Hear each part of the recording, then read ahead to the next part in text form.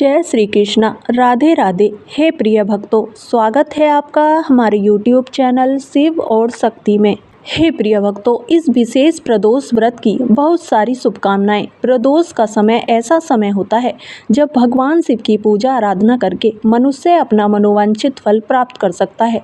और अगर इस समय में भगवान शिव की पूजा आराधना श्रद्धा पूर्वक करके उनसे भक्ति का वरदान मांगा जाए तो वे सरलता से सहजता से प्रदान करते हैं। तो चलिए आज प्रदोष के इस विशेष अवसर पर हम इसी से जुड़ी हुई भगवान शिव की एक पौराणिक कथा का श्रवण करते हैं। आइए आज की कथा आरंभ करते हैं। यह अत्यंत शुभ और पवित्र समय है जब मनुष्य अपनी आध्यात्मिक साधना को तीव्र बना सकता है। इस मास में किए गए व्रत और तपस्या मनुष्य को अनंत गुना अधिक फल प्रदान करते हैं। इस समय में उनकी आराधना करने से वे मनोवांछित फल प्रदान करते हैं, फिर चाहे वह भौतिक हो या आध्यात्मिक।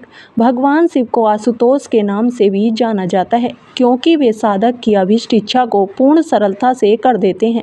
ओमकारेश्वर मंदिर मध्य प्रदेश के खंडवा जिले में मांधाता नामक द्वीप में स्थित है। कहा जाता है कि इस द्वीप का आकार ओम जैसा है। यहाँ पर ओम के आकार में ही नर्मदा नदी भी बहती है। इस मंदिर के पास में ही एक और शिवलिंग है जिसका नाम है ममलेश्वर मंदिर। यह मंदिर नदी के दक्षिणी तट पर है और तीर्थ यात्री दोनों ज्योतिर्लिंग की शक्ति को समान रूप से साझा करने वाला मानते हैं और इसलिए एक साथ उनके दर्शन किए जाते हैं।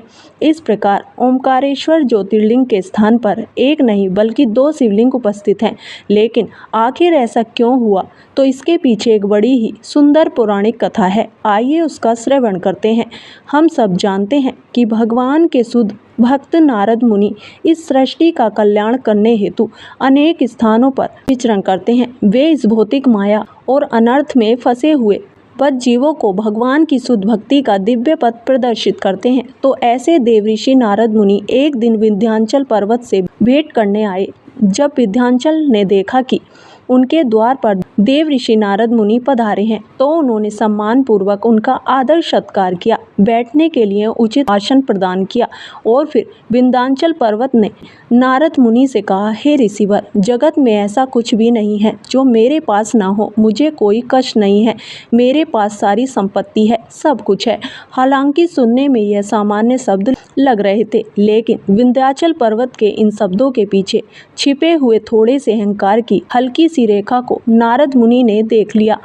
अब नारद मुनि तो भगवान के शुद्ध भक्त हैं। वे इस बात को कैसे सहन कर सकते थे कि विंध्याचल जैसे आदर्श राजा पर्वतराज और भगवान के भक्त के अंदर थोड़ा सा भी गर्व आए। इसलिए उन्होंने सोचा कि क्यों ना विंध्याचल का उद्धार किया जाए। इस प्रकार सोचते हुए नारद मुनि ने गहरी सांस भरी और कुछ नहीं कहा। नारद मुनि का यह व्यवहार देखकर पर्वतराज विंध्याचल को आश्चर्य हुआ। उन्होंने नारद मुनि से पूछा, हे मुनिवर, मेरी बात सुनकर आपने इतनी गहरी सांस क्यों ली? क्या आपको मेरे इस राज्य में कुछ कमी दिखाई दे रही है? क्या जगत में कुछ ऐसा भी है जो मेरे पास ना हो? अगर हाँ तो अभी मुझे बताइए। नारद मुनि को तो इसी क्षण की प्रतीक्षा थी। राजा के पूछते ही उन्होंने उत्तर दिया, हे राजन, यह बात सर्वदा सत्य है कि आप इस जगत में पाए जाने वाले संपूर्ण ऐश्वर्य के स्वामी हैं। लेकिन यदि आप पूछ ही रहे हैं तो आपकी जिज्ञासा को संतुष्ट करने के लिए मैं बता देता हूँ। कदाचित आप नहीं जानते कि मेरू पर्वत कितना विशाल है। उसके शिखर का तो कहना ही क्या, वो शिखर तो देवताओं के लोक तक फैला हुआ है। लेकिन आपका शिखर तो मेरू के सामने थोड़ा छोटा सा है। राजन, बस इतना कहकर नारद मुनि वहां से चले गए। अब नारद मुनि की बात सुनकर राजा विंध्याचल मन ही मन अपने जीवन को धिक्कारने लगे। उन्होंने निश्चय किया कि वे महादेव की घोर तपस्या करेंगे और उनसे मनचाहा वरदान प्राप्त करेंगे। इस प्रकार निर्णय लेते ही राजा विंध्याचल मांधाता द्वीप पर पहुंच गए। वहां उन्होंने एक पार्थिव शिवलिंग की स्थापना की। इसके पश्चात अगले 6 मास तक उन्होंने भगवान शिव की घोर तपस्या की। अंततः भगवान आशुतोष उनकी तपस्या से प्रसन्न हुए और उन्हें दर्शन दिए।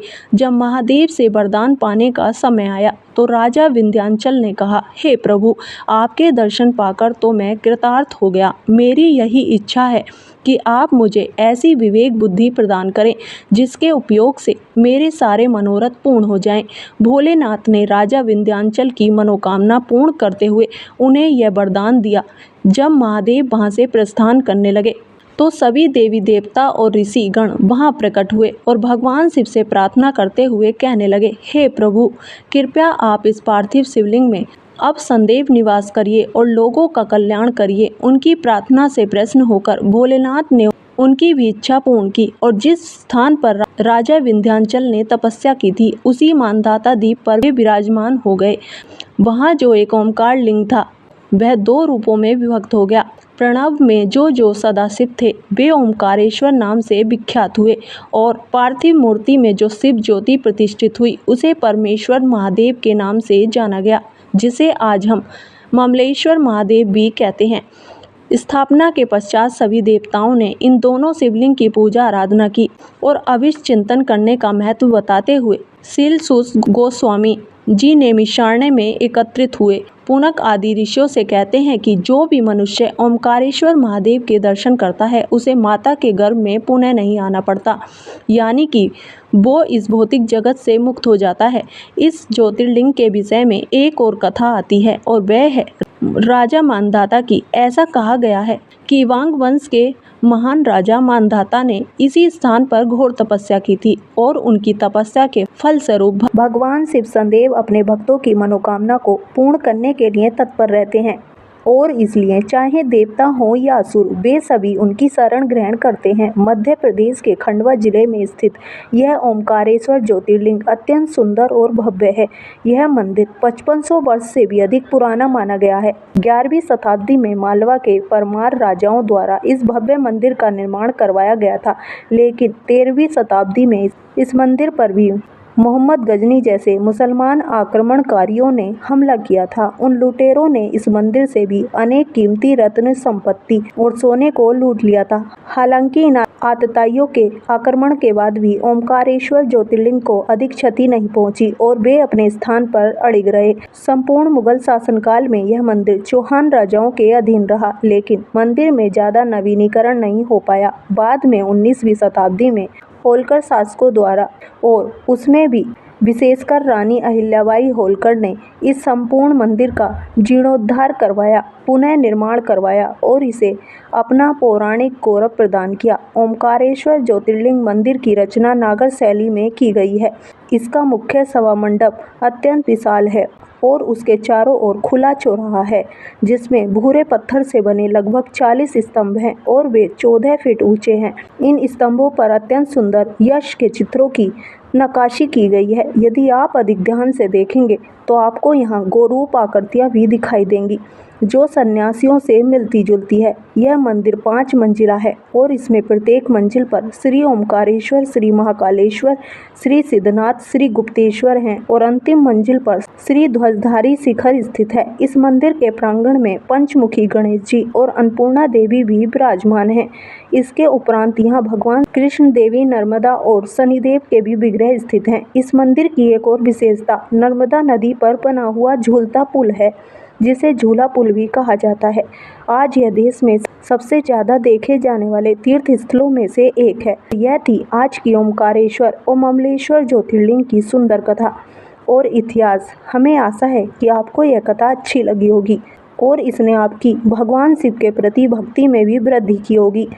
हमारे द्वारा यही प्रयास किया जा रहा है कि हम अपनी वैदिक सनातन संस्कृति की शिक्षा और वैदिक ज्ञान को यथारूप में बिना किसी मिलावट के आपके समक्ष रोचक रूप में प्रस्तुत करें। हम भगवान शिव से यही प्रार्थना करते हैं कि जिस प्रकार उन्होंने विंध्याचल पर्वत को सात्विक बुद्धि प्रदान की, उसी प्रकार वे हमारी बुद्धि और चेतना को भी सदैव भगवान श्री कृष्ण के चरण कमलों में स्थिर रखें, क्योंकि वही हमें इस जन्म और मृत्यु के चक्र से सदा सदा के लिए मुक्ति प्रदान करने में सक्षम है। हरे कृष्णा। हे प्रिय भक्तों, तो कैसी लगी आपको आज की कथा? अगर वीडियो पसंद आई हो तो वीडियो को लाइक करें, चैनल को सब्सक्राइब करें और कमेंट बॉक्स में हर हर महादेव अवश्य लिखें। धन्यवाद।